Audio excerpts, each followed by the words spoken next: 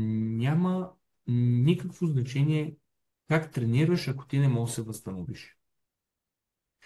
И тук идва проблема, че много хора казват, той е на 16 години, по възстановяване, той може. Може, ама не може. По проста причина, че когато говорим за възстановяване, ние не визираме той просто да не тренира. По проста причина, че възстановяването е свързано с много повече неща.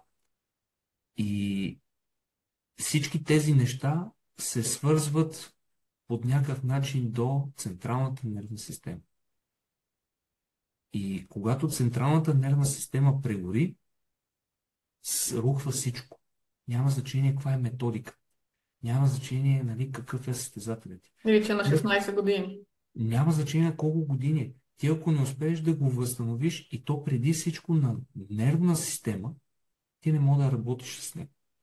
И тук съвсем спокойно, нали, може да изведем, че на теб възстановяването ти е по-важно от самото натоварване. А възстановяването на нервната система много често са неща, които са извън сферата на тренировката. Възстановяването на нервната система е твоя работа. Възстановяването на нервната система е свързано с дихателни практики, свързано е с хранене, свързано е с възстановителни процедури, което като го кажеш на един треньор, и той ти, какви сте тия глупости?